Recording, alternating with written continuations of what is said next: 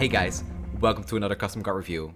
Instead of the usual submissions that I have, this week we're doing an entire review of a custom region set for the Void. This was submitted for the very first time I was going to do custom card reviews on stream by Vispectra. Thank you so much, by the way, for sending this entire thing to me, because it is awesome to look at. And on stream, I had so much to go through that I didn't have time to fit it in one stream because I would have been there for like 6 hours. So instead, I decided to just dedicate a video to this awesome set that got created. And let's just jump into something like 50 or 60 cards. I'm not going to spend as much time on every single card. Instead, I'll just take like a global view of them. And yeah, let me know what you guys think of this, because I really enjoy doing a more synergistic look at cards instead of just taking them one by one as individual pieces. Alright, let's just start. The main theme, the main keyword for Void, I think it's the main keyword, is Ruin.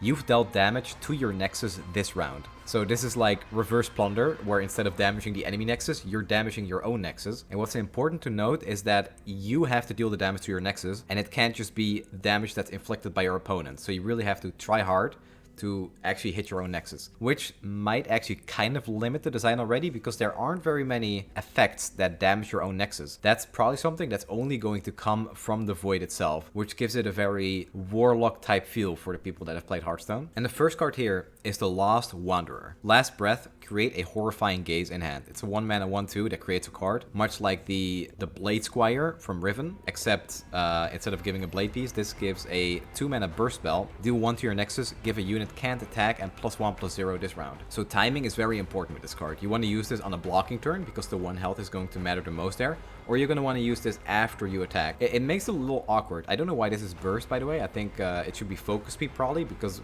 if you're already on attack and then you use this as a +1 health buff, and then it also gives can't attack, like what happens? Does your unit get stunned and does it go back to the bench? Or I'm not sure what the interaction is, but I'm going to assume that's not how it works. This is a very important piece. When you want to enable a certain keyword, you need like an easy activator, and that's exactly what the Lost Wanderer and the Horrifying Gaze. Maybe there'll be yeah, it already looks like there's more cards that are going to give you Horrifying Gaze. So the next card is the Voidling, 3/3 for 1 mana, Ruin, Silence Me. So this is just a blocker until you damage your own Nexus, and then it's going to get silenced. Would make for a pretty aggressive style of deck, I guess, if you're able to damage your own Nexus consistently. So very cool card. Next is the Eiling, create a Horrifying Gaze in hand. So that's just a 1-mana 2/1 enabler. This is going to be run in every Rune deck if one would exist with these type of cards. Important piece and important enabler. So yeah, good that this card exists in this custom region set. Next is the region Poro, the Void Poro. Ruin, grant me +1/+1. Every region needs something like this. It doesn't actually have a Poro tag, but I'm assuming that it should have that. And yeah, just can't wait for the Freljord Void Poro decks to appear. Then we have the Adaptive Leech. A 2-mana 0/2 Fearsome. When I'm summoned, copy the attack power of the strongest unit. I actually really like the design of this card, and it really makes you think about the timing of when you want to drop this on the board. If you drop this on turn 2, maybe you played like a Voidling on turn 1, then suddenly you have a 3/2 Fearsome, which is, honestly, that's a playable card. But if you drop this in the late game, this could suddenly become a 2-mana 5/2 with Fearsome, able to push a lot of damage. I really enjoy 2-mana cards, or, doesn't matter what kind of mana cards, but early game cards that you can drop, and then on that turn, they'll probably be pretty good, but the longer the game goes, and if certain conditions are met, you can unlock the true potential of a card. And this is exactly what Adaptive Leech does. So I'm a big fan of this card, and I would really like to see a design like this card in any region, really. So very thematic for the Void too, and I really hope something like this gets added to the game. Hungry Screecher, 2-mana 3/2, Ruin, draw 1. This is an extremely powerful effect. You drop this, and if you've already dealt damage to your Nexus, suddenly it's a 2-mana 3/2 that draws 1 for you. So that's a Veteran Investigator, but the opponent doesn't get to draw, it's just for you. With premium stats, that's extremely strong. I don't see like a warning shot for Ruin decks, but either way, this seems like a card that you have to include in Ruin decks. Curious Floaters, 2-mana 3/3, play, deal 1 to me, your Nexus, and a unit. This is another very powerful enabler. The only downside is that you also have to deal 1 to a unit, because otherwise it would just be a 2-mana 3/2 proc Ruin. Actually, it says to a unit. It doesn't even say what unit. If that means that you can do it to an enemy unit, that makes this card extremely strong and could be enough to enable a Ruin archetype all by itself. Super powerful. Yeah, this is exactly the type of card that just enables an entire archetype with how strong it is. Just a 2-mana 3/2 that pings something for 1. It's like the Icefield Archer or something.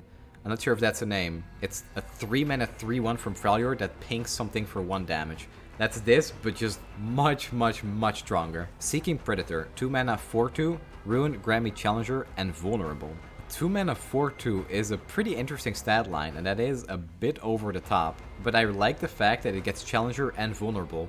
Makes it very reminiscent of the Trifarian Glory Seeker, the 2-mana 5/1, where you basically always just trade 1 for 1 with the card, unless you're playing a card with freezes or with quick attacks. And this is basically the same thing, except the stats are better. And if you kill something this turn with the Challenger, you're probably going to get killed the next turn with Vulnerable. But it's pretty likely that it'll still trade 1 for 1, because a 2-mana 4/2 is pretty damn good stats. So, nice little enabler, nice little payoff. It's a good card. Gazing Observer, 3-mana 3/3. The first time a unit dies, grant me its keywords. Alright, well, this obviously needs to go in a Victor deck in case that he dies. Granting this its keyword, so it's almost like a copy of Victor, except without the Hex Core upgrade. Pretty cool card. I haven't really seen any keywords on these Void creatures so far, so I don't know how good this would be in a Void deck, but it's a very cool effect, and I like the theme that the Void is going so far, of absorbing stats and dealing damage to their own units and leeching and swarming. It's very cool and very thematic, so I really like where this is going. Alright, on to the next. The Foul Stomper. 3-mana 4/2, Allegiance, deal 1 to your Nexus and summon a Void Tentacle. And a Void Tentacle is a 2/2. So one problem I have with this card is that all Allegiance cards should be 4 mana. So this should probably be a 4-mana 4/2, and then maybe it has like a stronger effect, like summon 2 Void Tentacles. I don't know. The main issue I have is that every Allegiance card in the game really enables what that region does and is good at. For example, Demacia is all about playing units, building big boards and protecting it, and Bannerman, well, if you have a big board, it gives it +1/+1, so it's like the perfect payoff. The Shurima Allegiance card, the Golden Ambassador, it draws a champion and gives it +2/+2. Shurima is very good at playing around their champions, like the Ascended, protecting them, and building an entire win con around them. Bilgewater gives a warning shot, which enables plunder, and it nabs. Also another theme that Bilgewater kind of focuses on. So I don't know if this is great thematically as far as Allegiance card goes, because deal 1 to your Nexus is good and it does like enable a lot of cards, but I think it'd be better if it gave you like a warning shot in hand too, so you can enable Rune whenever you want to.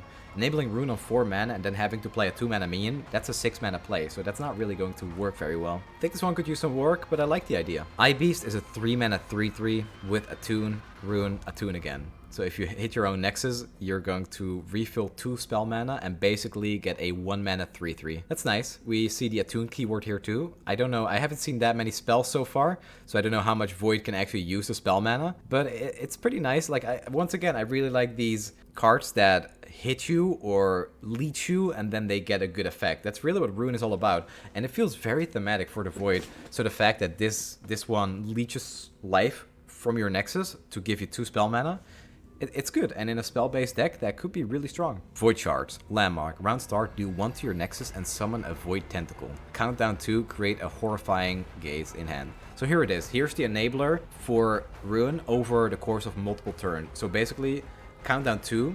So 2 turns, you will deal 1 to your Nexus, being able to enable Rune, and then you get a Horrifying Gaze to once again activate Rune whenever you want to. This is perfect because getting a 0 mana activation basically with this card, so you don't have to play any cards prior and you can play your like multiple units maybe that have Rune, or one big unit that has a strong Rune effect, is absolutely necessary to make a deck like this work, and which is also why a 0 mana card in Bilgewater that deals 1 to the enemy Nexus saw a lot of play, just because it's an easy enabler. So if Rune decks were a thing, or are going to be a thing based on this custom set, I would expect Void Shards to be in every single deck to be able to proc Rune consistently. Obscure, 3 mana burst. Silence a unit this round, then give it elusive this round. This is also a very interesting effect. Silencing a unit and then giving it elusive is once again this, I do something negative to you, and then you get something positive in return. If you're going to silence like a big unit from your opponent, or a buffed up unit like a Nasus, you're going to...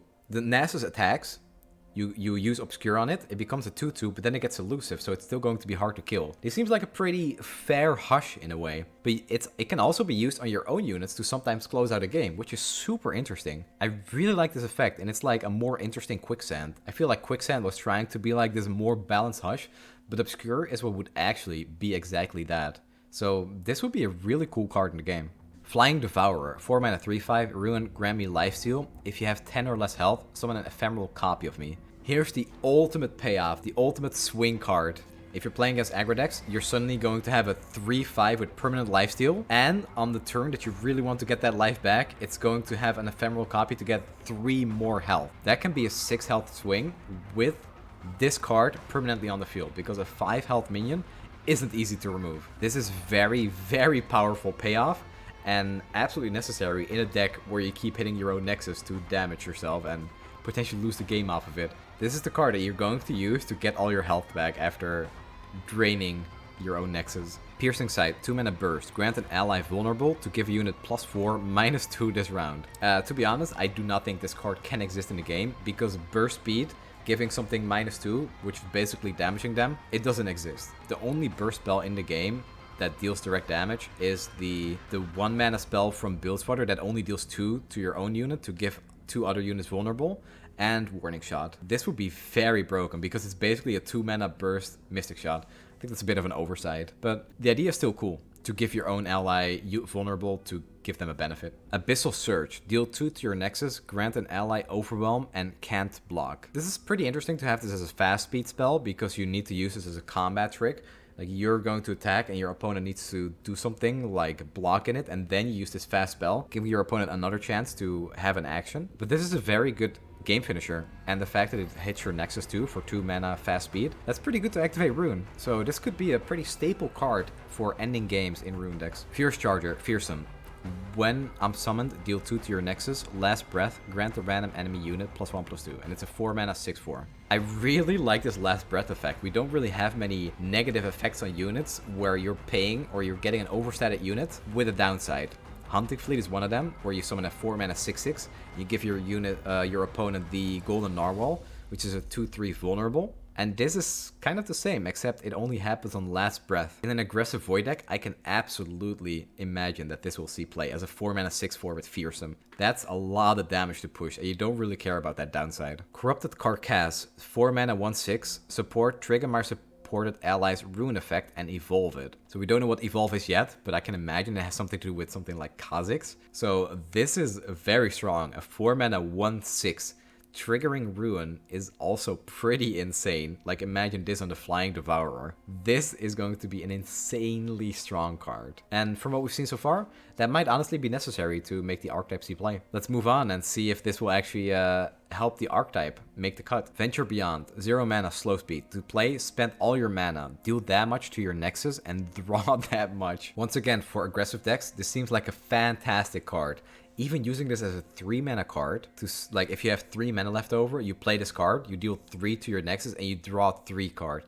That's absolutely ridiculous for aggressive decks. So this card is going to be very, very broken. But once again, I really like the thematic of how this fits into the Void region, so maybe it'll actually work. And here's the first champion, Cho'gath. With Regeneration as a 3 mana 2/4, Ruin, I kill the weakest units on each board. Level up, I've killed 3 units. If you summon him with Ruin active, that means you already killed 2 out of 3 units. He is a 3 mana 3/5. The first time you activate Ruin in a round, I kill the weakest unit. Grant me the stats of units I kill. So this doesn't specify if it's friendly or enemy units. So Cho'gath is just going to eat whatever he sees and gain its stats. This is a super cool design, and I wouldn't be surprised to see this be the payoff that Ruin needs. You're going to get so much from activating Ruin every single turn, because it's basically like a Tahm Kench that just keeps board control the entire game long until it grows out of control and is able to finish you the game, because either your opponent can't play any cards into it,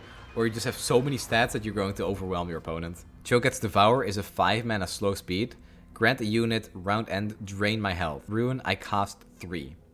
This is a lot like Spiritfire, but way cooler, because you give this to 1 unit, and if it has 7 health, at the end of the round, you heal yourself for 7, and the unit dies. So the higher health unit you use this on, the more health you get back, and it's going to die no matter what. Ruin, I cost 3. I don't really see this being necessary. I do think there should be a Ruin effect on this, don't get me wrong, but having a Vengeance for 3 mana potentially, a bit strong.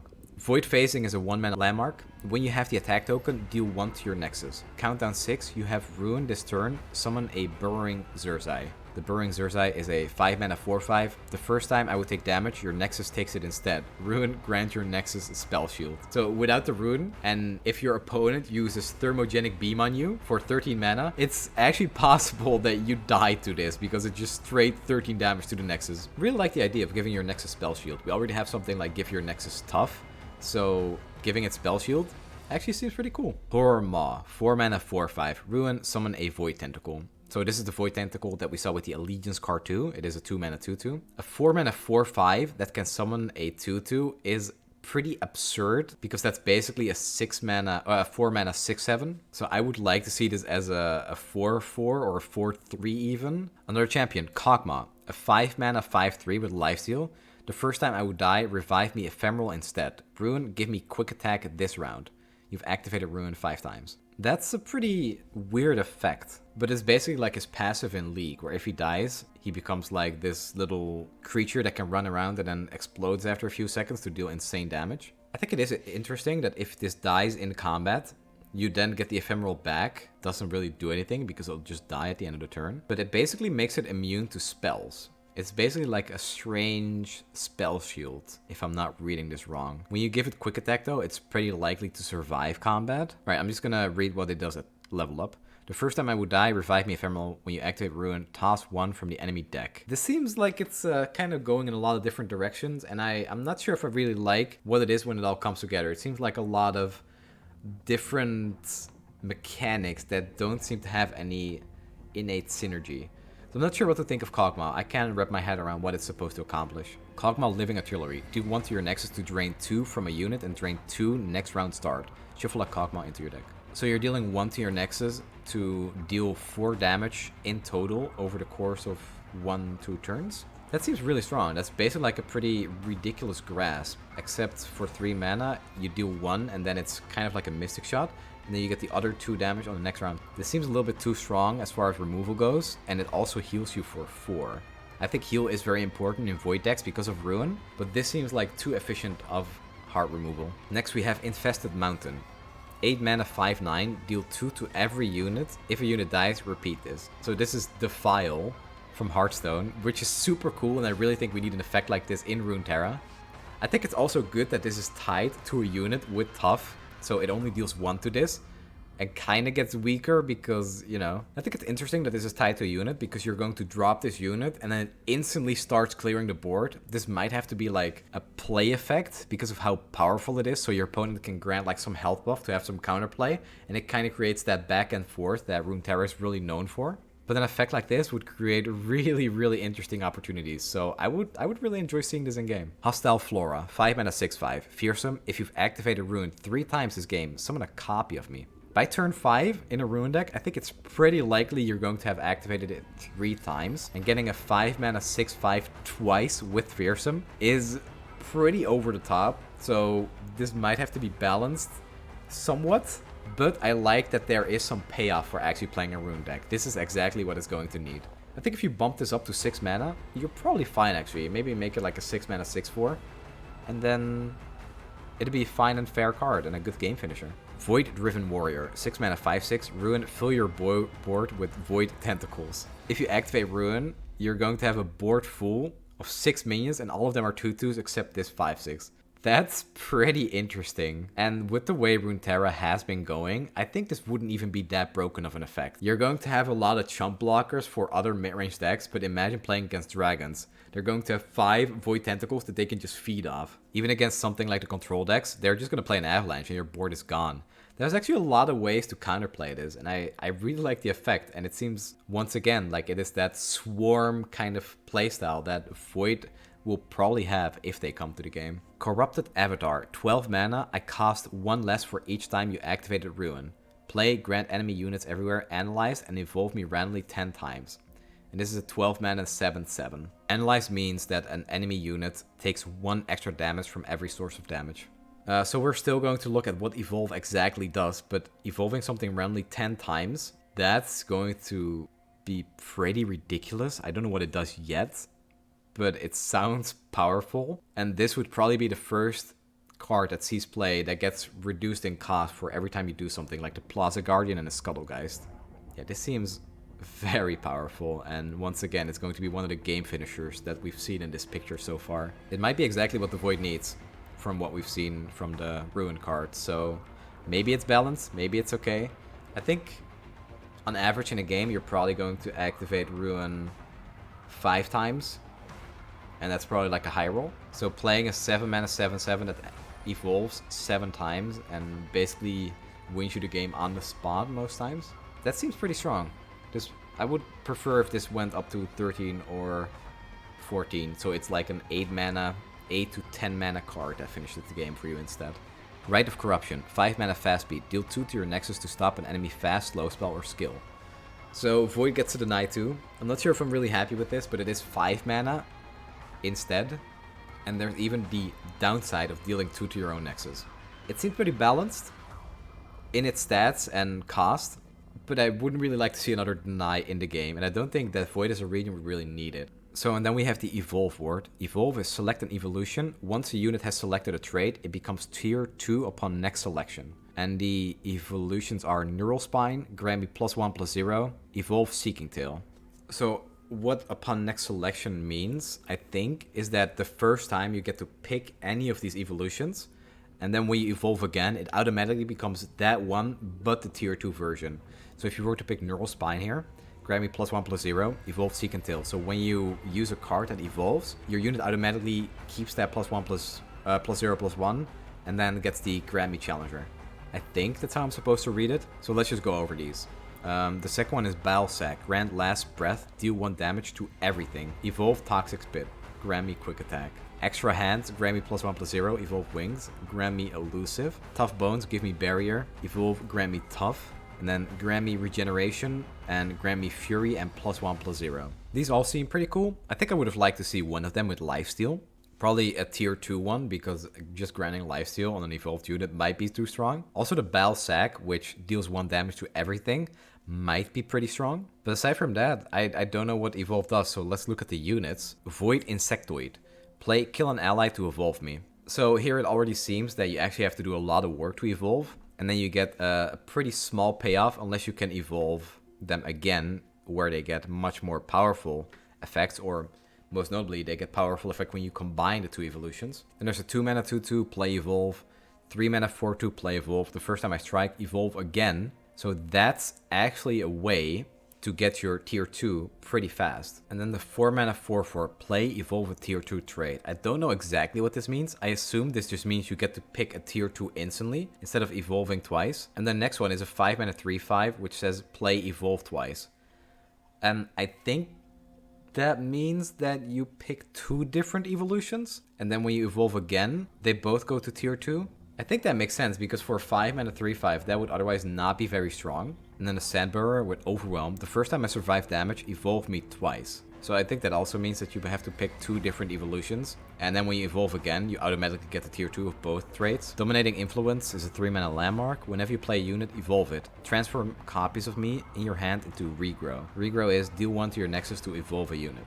So that makes a little more sense, where you have a targeted spell that lets you evolve a unit so you can get the tier 2 trait. So Ambush is a 3 mana slow speed. An ally strikes an enemy. If the ally has evolved, evolve it again before striking. But like, just the effect here, a 3 mana slow speed that strikes is very, very powerful. That's like a better, well, I don't want to say better single combat because it's slow speed, but when only one side can strike, it's just very powerful because you won't take any damage.